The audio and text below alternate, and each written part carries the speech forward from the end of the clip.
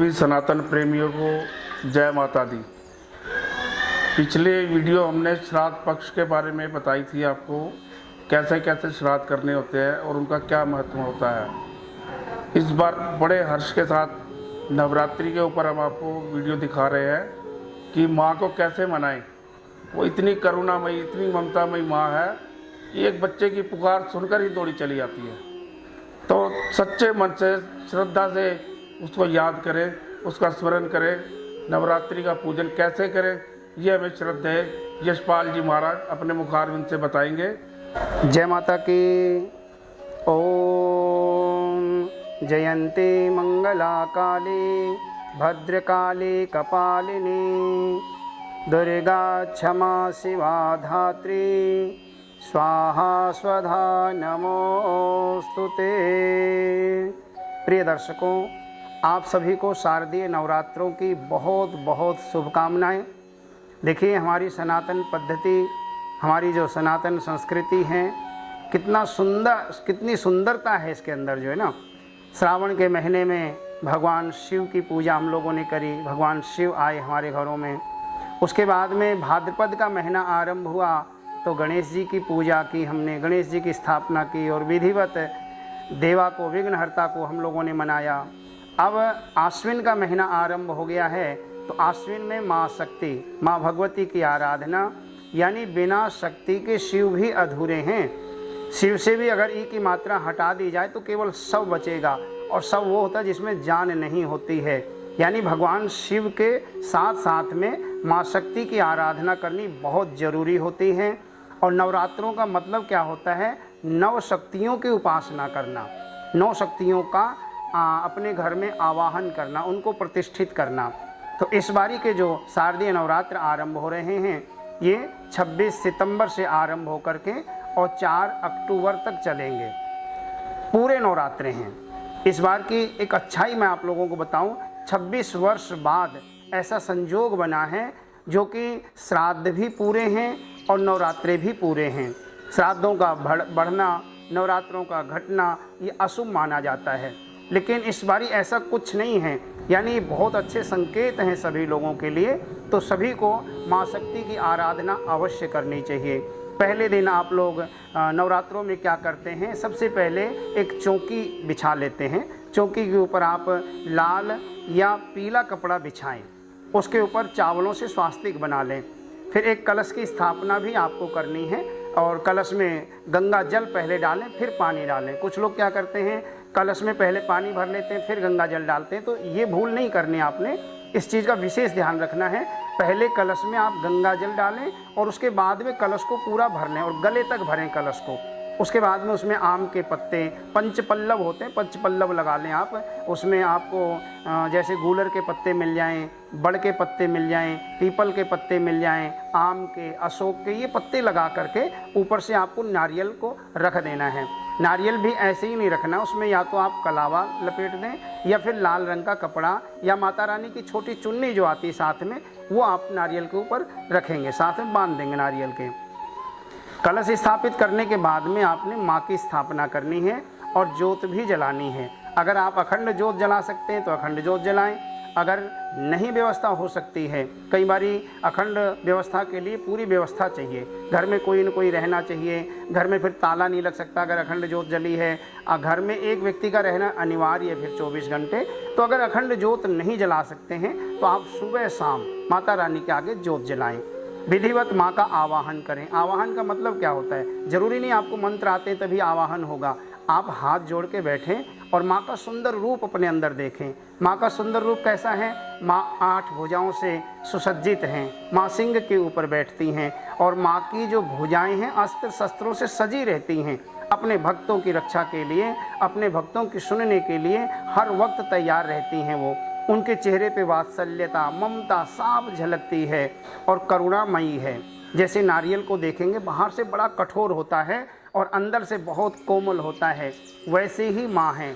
कुपुत्रो जायता क्वचिदपि कुमाता न भवति। पुत्र कुपुत्र होते देखे गए हैं, लेकिन माँ कभी कुमाता नहीं होती।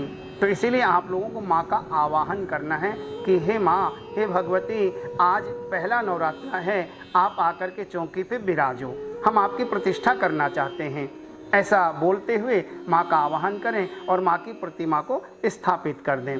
फिर थोड़ा जल लेना आपने और जल लेकर के ऊपर से घुमाएं माता रानी के कि हे माता रानी, हम आपको स्नान करवा रहे हैं। 4 बारी जल घुमा कर किसी कटोरी में, किसी बर्तन में आप छोड़ दें। हम आपके पैर धो रहे हैं, आपके हाथ धुला रहे हैं, आपको आचमन करवा रहे हैं और आपको स्नान करवा रहे हैं। ऐसा भाव रखते हुए 4 बारी आपने जल छोड़ना है। उसके बाद में पंचामृत अगर संभव हो तो दूध, दही, घी, शहद और मीठा, बूरा या चीनी उसमें मिला लें। तो 5 चीज़ों से स्नान कराया जाता माता रानी को। अगर आपके यहाँ पीतल की प्रतिमा है तो आप माता रानी को पंचामृत से स्नान करवाएं। अगर संभव नहीं है तो चम्मच में पंचामृत लेके माता रानी के ऊपर से घुमा करके और कटोरी में छोड़े कि हम आपको पंचामृत से नहला रहे हैं। उसके बाद में फिर शुद्ध जल लेना आपने, चम्मच से जल लेकर के ऊपर से घुमाओ और माता रानी का स्मरण करते हुए जल छोड़ दो, हम आपको स्नान करवा रहे हैं। और फिर माता रानी को वस्त्र पहनाएं। प्रतिदिन के वस्त्र आपको मैं अलग अलग बताऊंगा। प्रति नवरात्रे में कौन से वस्त्र, कैसे रंग के वस्त्र आपको पहनाने चाहिए और कौन सी माता को किस चीज़ का भोग लगाना चाहिए, ये हमारे आगे के कार्यक्रम में आपको देखने को मिलेगा, सुनने को मिलेगा। तो आपको वस्त्र पहनाने माता रानी को, वस्त्र पहनाने के बाद में माँ को आप चंदन का टीका लगाएं और अक्षत, चावल जो है ना रंग करके पीले बना लें चावलों को और अक्षत माता रानी के मस्तक में लगाएं। फूल माला, अगर आप सफ़ेद फूल माला पहनाएंगे माता को तो बहुत अच्छा रहेगा। सफ़ेद और लाल ये फूल माला माता रानी को बहुत पसंद होती है।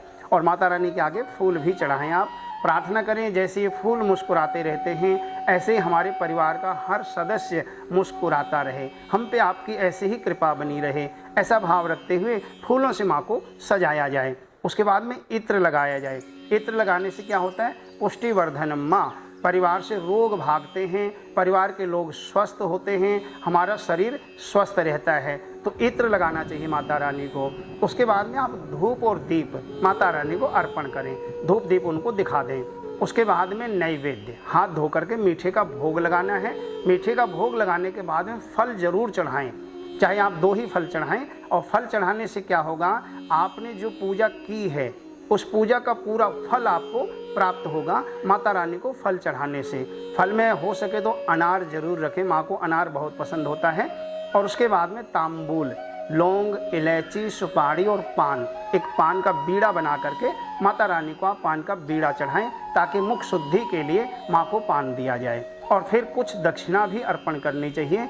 दक्षिणा इसलिए चढ़ाई जाती है कि पूजन की सामग्री में कोई कमी रह गई हो अथवा हमारे मन की भावनाओं में कोई कमी रह गई हो तो उसके निमित्त हम आपको ये दक्षिणा अर्पण कर रहे हैं और हमारे घर का धन शुद्ध हो, हमारे घर के धन की विकृतियां समाप्त हो जाएं, ऐसा भाव रखते हुए माता रानी के ऊपर से घुमा करके दक्षिणा उनके चरणों में अर्पण करें। और फिर हाथ जोड़ करके प्रार्थना करें कि हे माँ, अनेकों प्रकार के छल छिद्रता आदि शरीर के अंदर भरे पड़े हैं, कपट आदि भरे पड़े हैं, बहुत गंदगी शरीर के अंदर है, काम, क्रोध, लोभ, मोह, अहंकार, ये सब है, लेकिन हैं आपके बच्चे। निज स्वभाव से जननी दया दृष्टि कीजिए।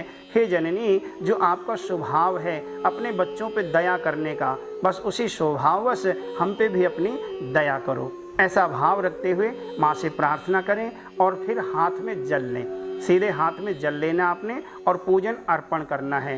पूजन चाहे छोटा सा हो या बहुत बड़ा यज्ञ आप करें, यदि अर्पण नहीं करते हैं तो पूजन का लाभ आपको बिल्कुल भी नहीं मिलता है, इस चीज़ का ध्यान रखना है। तो पूजन को अर्पण करना है। सीधे हाथ में थोड़ा सा जल लें और बोलें ओम अनेन पूजना खेन कर्मणः भगवती दुर्गा देवी प्रियताम न ममा, यानी हमने जो पूजन किया माँ भगवती दुर्गा को अर्पण करते हैं और ऊपर से घुमा करके माता रानी के चरणों में वो जल छोड़ दें और फिर मत्था टेक लें। ये पूरी विधि है पूजन की। उसके बाद में आप आरती करें, प्रसाद बांटें, खुद भी खाएं और सब लोगों को खिलाएं। तो माँ की खूब असीम कृपा आपके ऊपर बनी रहेगी। जय माता की।